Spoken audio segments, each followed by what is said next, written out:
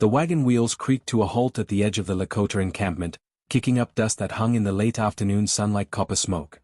Sarah Mitchell climbed down slowly, favoring her left side where the bruises still bloomed purple and yellow beneath her torn dress. Her hands trembled as she gripped the wooden frame, knuckles white against the weathered planks. She had traveled 300 miles to escape her husband's fists, 300 miles to find a place where Marcus couldn't follow, 300 miles into territory most white settlers feared. The year was 1867, and the frontier was bleeding. Treaties broke like promises whispered in the dark. Soldiers and settlers pushed westward while the tribes fought to hold their sacred ground. Sarah knew nothing of politics or war. She knew only that her husband had sold their farm for whiskey money, that his rage had grown with each empty bottle, that the night he'd thrown her against the fireplace mantel had been the night she'd finally run. Her sister's husband had brought her this far, his face grim as he'd helped her into the wagon that morning. He wouldn't go further. The Lakota were unpredictable, he'd said. Dangerous. She'd be safer taking her chances with them than waiting for Marcus to find her in any settlement where white folks gathered. The encampment spread before her like a painting come to life. Dozens of teepees stood in careful arrangement, their painted hides telling stories she couldn't read. Smoke rose from cooking fires where women tended pots that sent rich, unfamiliar scents drifting on the wind. Children ran between the lodges, their laughter sharp and bright against the vast prairie silence. Warriors sat in clusters, their long hair adorned with feathers, their faces marked with paint that made them look like creatures from another world. Every eye turned toward her. Every conversation stopped. Sarah's legs nearly gave out beneath her. The bruises weren't her only wounds. Marcus had broken something deeper, something that made her flinch at sudden movements and wake screaming from dreams where his hands found her throat. She'd lost a baby 3 months back, lost it to one of his beatings, and the grief sat in her chest like a stone she couldn't swallow or spit out. She had nothing left. No money. No family who would take her in. No strength to run further. This was the end of her road, and she didn't know if she'd found salvation or simply chosen a different way to die. An older woman emerged from the nearest teepee, her face lined with years but her eyes sharp as obsidian. She wore a deerskin dress decorated with intricate beadwork, and her gray hair hung in 2 long braids over her shoulders. She studied Sarah with an intensity that made the white woman want to look away, but something in those eyes wasn't hostile. It was measuring. Assessing. The old woman spoke in Lakota to the gathered people, her voice carrying authority that needed no translation. Several warriors stepped forward, but she raised one hand and they stopped. The woman approached Sarah slowly, the way someone might approach a wounded animal. She reached out and touched Sarah's face, her fingers gentle on the bruise that darkened her cheekbone. She spoke again, this time directing her words at Sarah, though the language remained foreign. But Sarah heard something in the tone that she recognized. Compassion. Understanding. The sound of one woman acknowledging another's pain.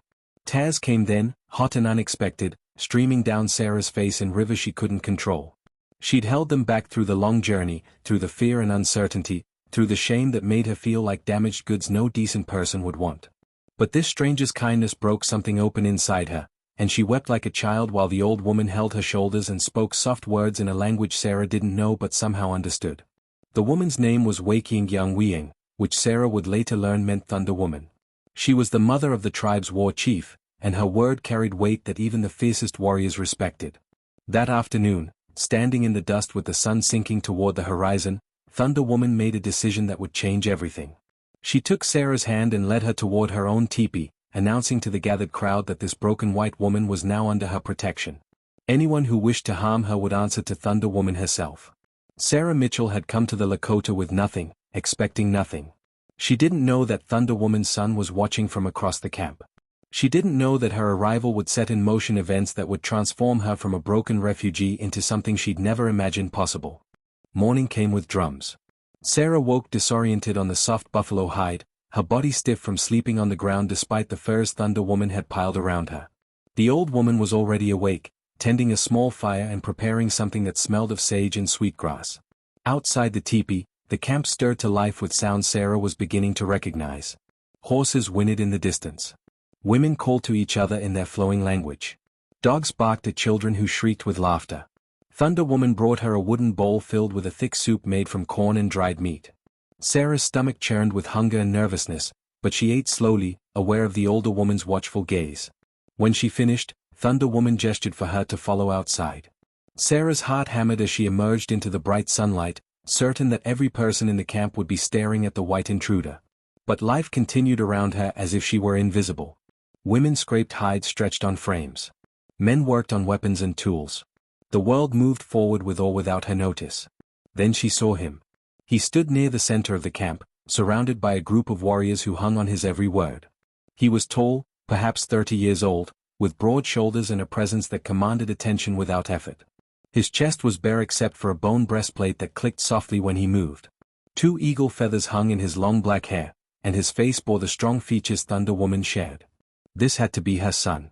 His eyes found Sarah across the distance, and she felt the impact like a physical thing. He didn't look away. Didn't pretend she wasn't there. He studied her with an intensity that made her want to hide, but also made something long dormant stir in her chest. Not fear. Something else. Something she'd thought Marcus had beaten out of her forever. Thunder Woman noticed the exchange and made a sound that might have been approval or warning. She said a name. Thathienka Kiengela. Then she pointed to Sarah's chest and said another name, one Sarah didn't recognize as her own until Thunder Woman repeated it several times. Tuying Waist. Tuying Waist. Good Buffalo Woman. Sarah's new name among the Lakota. The war chief, whose name Sarah learned meant only Bull, approached with measured steps. His warriors followed at a respectful distance. Thunder Woman stood between them like a shield, speaking rapid Lakota that carried the edge of maternal authority. Only Bull replied calmly, gesturing toward Sarah as he spoke. The conversation went back and forth, Thunder Woman's voice growing sharper while only Bull remained steady as stone. Finally, Thunder Woman turned to Sarah and began teaching her words. Simple things. Wakhareng. Sacred. Wingyang. Woman. Thokala. Enemy. This last word she said while pointing toward the hills beyond the camp, making Sarah understand that danger lived out there. Marcus might come looking. Other whites might cause trouble. The Lakota had no reason to trust her, no reason to believe she wouldn't bring soldiers down on their heads. Only Bull spoke directly to Sarah then, his voice deep and surprisingly gentle. He didn't expect her to understand, but Thunder Woman translated through gestures and the few English words she knew from trading. Sarah pieced together his meaning. He wanted to know why she'd come. What she was running from. Whether she brought danger to his people. Sarah's hands shook as she pulled aside the shawl Thunder Woman had given her, revealing the fingerprint bruises around her throat, the healing split in her lip, the way she still moved carefully because her ribs weren't fully mended. She spoke slowly, using simple words, hoping he'd understand at least the emotion behind them. She told him about Marcus. About the baby she'd lost. About choosing to face the unknown rather than endure one more night of violence. Only Bull's expression shifted. His jaw tightened and his eyes went hard, but not with anger directed at her. With understanding. With recognition. He spoke to Thunder Woman, who nodded emphatically, and then he addressed his warriors. Whatever he said made them disperse, some nodding, others looking uncertain. He turned back to Sarah and placed his hand over his heart, then extended it toward her. A pledge. A promise. The meaning was clear even without words. The days that followed fell into unexpected rhythm. Thunder Woman taught Sarah the skills she'd need to survive. How to tan hides without ruining them. How to gather the plants that grew on the prairie and which ones would heal or harm. How to sew with sinew and all, creating clothing that would withstand the harsh seasons. Sarah's hands, soft from years of keeping house in a settlement, grew calloused and strong. Her back, beaten and weak, slowly straightened. Only Bull appeared often, always with some reason that seemed almost too convenient. He needed to speak with his mother. He was checking on the teepee's condition. He wanted to ensure the white woman wasn't causing problems. But Sarah saw through the excuses, and so did Thunder Woman, who watched their interactions with eyes that missed nothing. The war chief brought meat from his hunts, leaving it outside Thunder Woman's teepee without ceremony. He brought a blanket woven with intricate patterns when the nights grew cold. He brought patience and something that looked almost like hope. Sarah found herself watching for him. Found herself learning Lakota words faster when she knew he might ask her questions. Found herself caring about her appearance again, braiding her blonde hair the way the Lakota women did, washing in the cold stream even when it made her gasp. She was healing. Not just her body, but something deeper. Something Marcus had tried to destroy. Only Bull was watching her become whole again, and in his eyes, she saw herself reflected as someone worth protecting. Worth knowing. Worth more than the broken thing she'd believed herself to be. The leaves turned gold and red as autumn settled over the prairie, bringing with it the first whispers of change. Sarah had been with the Lakota for 3 months, and the camp had begun to feel less like a foreign land and more like the home she'd never truly had. Thunder Woman taught her the language with patient repetition, and Sarah discovered she had an ear for it. Words that had sounded harsh and alien now flowed from her tongue with increasing confidence. She could greet the women who gathered water at the stream. Could thank the children who brought her berries from the hills. Could understand when only Bull spoke to her, his visits growing longer and more frequent with each passing day. But acceptance wasn't guaranteed simply because she'd learned their words. Some members of the tribe viewed her with suspicion that time hadn't erased. They'd seen too many whites break promises, steal land, bring disease and death. The fact that she was running from her own people didn't make her trustworthy. It made her unpredictable. A woman without a tribe was a woman without honor, some whispered. Thunder Woman's protection only went so far. The challenge came on a morning when frost painted the grass silver. A warrior named Black Hawk, young and proud with a reputation for fierceness in battle, approached Thunder Woman's teepee with several companions. His face was set hard as he called out to the old woman in a voice meant to carry across the camp. Sarah didn't need perfect translation to understand his tone. Accusation. Demand. Challenge. Thunder Woman emerged with fire in her eyes, but Black Hawk didn't back down. He gestured toward Sarah, toward the hills, toward the camp itself. His words came fast and angry, and Sarah caught enough to make her blood run cold. Wasiku. White person. Wichasa. Liar. Tokihea. Perhaps. He was questioning her presence, suggesting she might be a spy, demanding proof that she deserved the food she ate and the protection she'd been given. A crowd gathered. Warriors. Women. Even the elders emerged from their teepees to witness the confrontation. Only Bull appeared from across the camp, his face unreadable as stone, but he didn't intervene. This wasn't his challenge to answer. Thunder Woman drew herself up to her full height, which wasn't impressive in inches but commanded respect nonetheless. She spoke with authority that made even Black Hawk pause, but he shook his head. Words weren't enough. Not anymore. Black Hawk issued his challenge directly to Sarah, switching to broken English so she'd have no doubt of his meaning. You want stay? You prove. Tomorrow. You hunt. You bring meat. You show worth. He gestured to the other women, strong Lakota women who could ride and shoot and provide for their families. You weak white woman. You prove you not. Thunder Woman started to protest, but Sarah stepped forward, her heart pounding so hard she thought it might burst through her chest. She'd learned enough Lakota to answer. How? Yes. She met Black Hawk's eyes without flinching, though inside she was terrified. I will hunt. The crowd erupted in conversation. Some laughed. Some looked concerned. Only Bull's expression finally shifted, showing something that might have been pride or worry or both. Thunder Woman gripped Sarah's arm, speaking rapid Lakota that Sarah understood meant, you don't have to do this. But Sarah did have to. She'd spent her whole life being told she was weak, useless, good for nothing but cooking and cleaning and enduring. Marcus had reinforced every hateful word her father had ever spoken. If she failed this test, she'd prove them all right. Worse, she'd prove it to herself. That night, Thunder Woman and several other women prepared Sarah for what would come.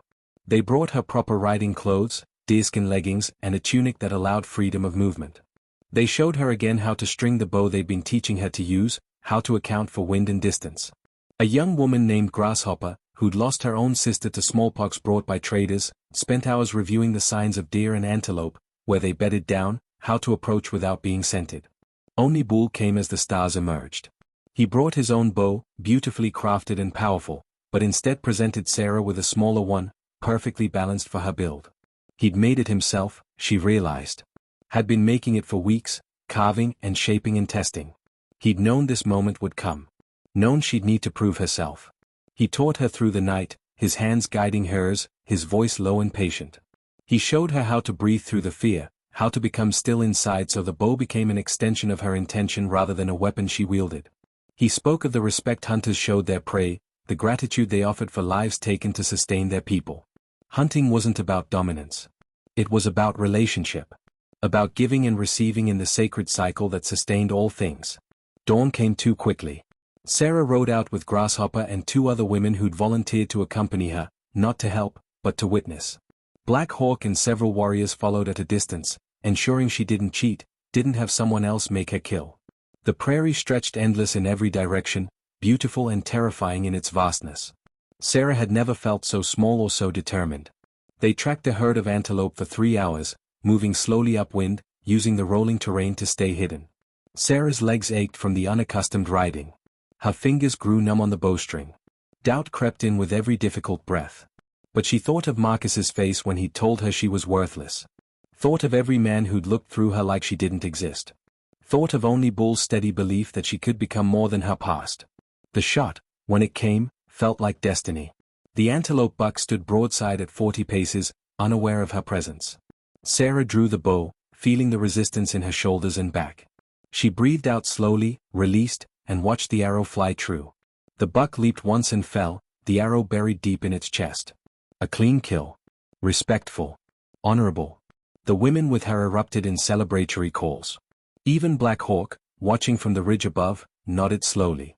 Sarah approached the fallen animal with tears streaming down her face, placed her hand on its still warm flank, and whispered her gratitude in the words Thunder Woman had taught her. She'd done it. She'd proven her worth. Not to Black Hawk. Not to the tribe. To herself. Winter arrived with teeth bared, transforming the prairie into a white wilderness that tested even the most experienced among the Lakota. The tribe moved their camp closer to the shelter of the cottonwood groves along the river, where the trees provided windbreaks and fuel. Sarah had proven herself capable during the autumn hunts, and the women now included her in their work without hesitation. She could cure a hide as well as anyone, could sew moccasins that didn't fall apart after a week of wear, could find edible roots beneath the snow when game grew scarce. But proving her practical worth hadn't prepared her for the complication growing between her and Only Bull. The war chief watched her with eyes that held more than respect. His visits to Thunder Woman's teepee had become daily occurrences, and the excuses had grown thin as winter ice. The entire camp saw what was happening.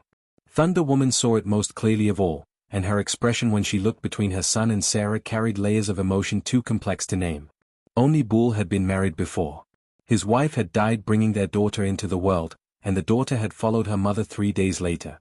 The grief had turned him hard as winter earth, focused entirely on protecting his people, leading them through the impossible maze of broken treaties and encroaching settlers. He'd sworn he wouldn't take another wife, wouldn't risk that pain again. But Sarah had cracked something in the walls he'd built, and everyone could see the fortress crumbling. The objections came from expected quarters. Black Hawk, who'd accepted Sarah's hunting skills, still balked at the idea of their war chief taking a white woman as his wife. A marriage wasn't just about two people. It was about bloodlines, about the future of the tribe, about what message they sent to their enemies and allies. Other warriors echoed his concerns. The women were more divided. Some saw Sarah's determination and respected it. Others worried about the complications a white wife would bring. The elders called a council. Only Bull attended, sitting in the circle with the oldest and wisest members of the tribe. Sarah wasn't present, but Thunder Woman was, and she recounted the discussion to Sarah that night by the fire. The concerns were legitimate. If Only Bull married Sarah, would it appear he favored whites over his own people? Would it give false hope to settlers who thought they could integrate peacefully when the reality was far more violent? Would their children be accepted as Lakota, or would they live between worlds, belonging nowhere? Only Bull had answered each concern with the steady patience that made him a respected leader. He didn't deny the complications. Didn't pretend Sarah's whiteness didn't matter. But he spoke of the courage he'd witnessed in her. The way she'd arrived broken but refused to stay that way. The respect she'd shown for Lakota ways, learning their language and customs not to infiltrate or deceive, but to genuinely understand. He spoke of the sacred connection he felt, the way the spirits had guided her to their camp when she could have gone anywhere. He spoke of his own heart, lonely for too long, recognizing something worthy in hers. The elders listened. Some were moved. Others remained skeptical. They decided to leave the choice to the tribe itself, calling a gathering where anyone could voice their support or opposition. The night before the gathering, Sarah couldn't sleep.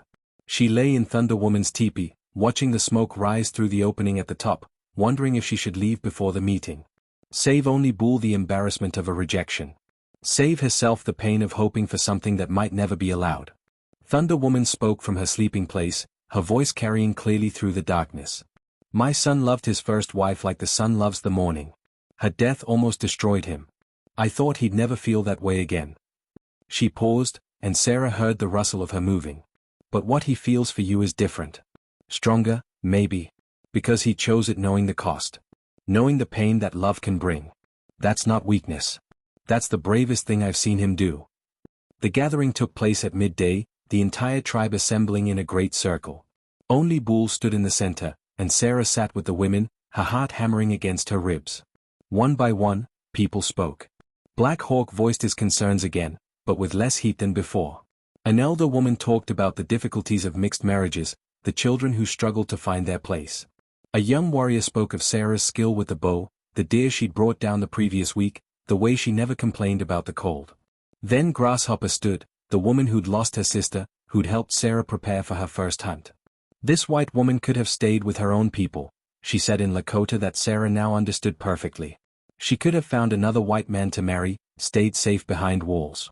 Instead, she came here with nothing, asked for nothing, took nothing. She learned our ways because she wanted to belong, not because she wanted to use us.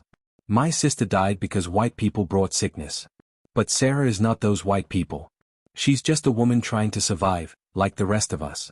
If only Bull sees something in her worth loving, who are we to say the spirits are wrong? The words hung in the cold air. More people spoke. The tide slowly turned. Not everyone agreed, and probably never would, but enough voices rose in support that the elders nodded to each other. The eldest among them stood, his face weathered by 90 winters, his eyes still sharp as summer sky. He spoke of flexibility, of strength found in adaptation, of the many ways the Lakota had survived by learning from others while keeping their core values strong. If only Bull wishes to marry this woman, the elder said, and she wishes to marry him, and they both understand the difficulties ahead, then let it be. The spirits will judge whether this path is good. We should not stand in the way of two hearts that have found each other in hard times. Only Bull crossed the circle to where Sarah sat today. He offered his hand, and she took it, her fingers trembling in his steady grip. He pulled her to her feet, and in front of the entire tribe, he spoke his intentions clearly. He would marry Chewing Waist, good buffalo woman, according to Lakota custom. She would be his wife in all ways. Any children they had would be Lakota, raised in the traditions, taught the language and the sacred ways. Anyone who had concerns could speak with him directly, but his decision was made. Sarah found her voice, speaking in careful Lakota that she'd practiced with Thunder Woman. I know I'm different. I know I bring complications. But I love this man. I respect your people. I will work every day to be worthy of this place among you. I ask humbly for your acceptance, knowing I must earn it again and again. Her voice broke slightly on the last words, but she stood straight, meeting the eyes of those who watched her. Thunder Woman rose and embraced her, which seemed to settle something for those still uncertain. The gathering dispersed slowly, people moving back to their daily tasks. Some smiled at Sarah. Some remained neutral. But no one challenged the decision outright. She'd passed another test, though this one hadn't required a bow or a hunt. This one had required her heart laid bare before strangers who had every reason to reject her. Spring returned to the prairie like a promise kept, painting the grass green and filling the air with the songs of returning birds. Sarah stood outside the teepee she now shared with only Bull, watching the sun rise over the land that had become her home. 6 months had passed since their marriage ceremony, 6 months of building a life together that defied every expectation she'd carried from her old world. She wore traditional Lakota dress decorated with beadwork Thunder Woman had helped her create, her blonde hair braided with feathers, her skin bronzed from days spent working under the open sky. The marriage had transformed her in ways she was still discovering. Only Bull was nothing like Marcus. Where her first husband had used his strength to dominate, only Bull used his to protect. Where Marcus had demanded submission, only Bull sought partnership. He asked her opinion on matters of the camp. Taught her to ride like a Lakota warrior, low and fast. Showed her the sacred places where his people had prayed for generations. At night, he held her with tenderness that made her weep for all the years she'd believed love meant pain. But being the war chief's wife brought responsibilities that challenged her daily. She'd become a bridge between worlds, a symbol of possibility to some and compromise to others. When white traders came to the edges of Lakota territory, she often served as translator, her presence both reassuring and unsettling to men who didn't know whether to treat her as one of them or one of the enemy. She used her position carefully, advocating for fair trades, warning her adopted people when the traders spoke of bringing soldiers or claiming land. Thunder Woman had become more than a protector. She was the mother Sarah had lost as a child, the teacher she'd never had, the friend who knew her darkest fears and fiercest hopes. The old woman's health had begun to fade as winter released its grip, a cough that wouldn't leave, a weariness in her movements. Sarah tended her with herbs and care, but they both knew the truth. Thunder Woman was preparing for her journey to the spirit world, and she wanted to see certain things settled before she left. One evening, Thunder Woman called Sarah and Only Bull to sit with her. Her breathing was labored, but her eyes remained bright with purpose. She spoke in Lakota, her words coming slowly but with absolute clarity. The world is changing faster than we can run. The whites will keep coming. The treaties will keep breaking. Our people will face choices no one should have to make. She looked at Sarah. You came to us broken, but you've become strong. Not because you stopped being white, but because you learned there are many ways to be strong. She turned to her son. And you've learned that loving someone doesn't make you weak. It gives you something to fight for beyond revenge and pride. She coughed, and Sarah brought her water, which she sipped gratefully. The two of you together are a different kind of warrior. You fight with bridges instead of weapons. That's what our people need now, even if they don't know it yet. Thunder Woman's passing came 3 weeks later, peaceful in her sleep with Sarah and Only Bull keeping vigil. The grief cut deep, but the tribe honored her with ceremonies that celebrated her wisdom and strength. Sarah stood beside Only Bull as they sent Thunder Woman's spirit onward, understanding now the words of mourning, the prayers for safe journey, the promises to carry her teachings forward. News arrived with the summer heat. Marcus had been found dead outside a settlement 200 miles east, his body destroyed by drink and the violence he'd spent his life dealing to others. Sarah felt nothing when she heard it. No satisfaction. No closure. Just a distant acknowledgement that one chapter had truly ended. She was no longer Sarah Mitchell, frightened wife running from her abuser. She was Chuyang Waste, wife of Only Bull, member of the Lakota tribe, a woman who'd found her strength in the last place she'd expected to look. The seasons turned. Sarah gave birth to a daughter as winter approached, bringing her into the world with the help of Lakota women who'd become her sisters. Only Bull wept when he held the tiny girl, seeing both his lost first daughter and a new future in her face. They named her Wakyang Waste, Good Thunder, honoring the grandmother who'd made everything possible. The difficulties Thunder Woman had predicted manifested in waves. Settlers pushed closer to Lakota lands. Treaties crumbled. Violence erupted in scattered conflicts that would eventually consume the plains in warfare Sarah's history lessons had never prepared her for. But through it all, she stood beside Only Bull, translating, negotiating, using her unique position to save lives when she could, to help her adopted people navigate the impossible situation they faced. Years later, when other tribes spoke of the Lakota camp led by Only Bull, they mentioned his wisdom, his courage, and his beloved wife who'd come from the white world but chose to live Lakota. Children grew up hearing stories about the woman who'd arrived broken and become whole, who'd proven that strength came in unexpected forms, who'd loved a chief and been loved in return with honor and respect. Sarah never forgot the terror of the day she'd climbed down from that wagon, bruised and desperate and certain she'd found the place where she'd die. But she'd been right about one thing. She had found the place where she'd die, eventually, in the fullness of time. But first, she'd found the place where she truly lived. Where she'd discovered that broken things could be made whole. That home wasn't where you were born, but where you chose to belong. That love, real love, didn't demand submission but invited partnership. She'd come to the Lakota broken. She'd left her old self behind entirely. And in the process, she'd become something neither white nor Lakota could have predicted. She'd become herself, finally and completely, beloved by a chief, respected by a tribe, and strong in ways that had nothing to do with where she'd started and everything to do with who she'd chosen to become. The prairie wind carried her story across the grass, whispered it to the stars, preserved it in the memories of those who'd witnessed her transformation. And that story, like all the best stories, was really about one simple, complicated truth. Sometimes you have to lose everything to discover what you're truly made of, and sometimes the last place you expect to find home is exactly where you've belonged all along.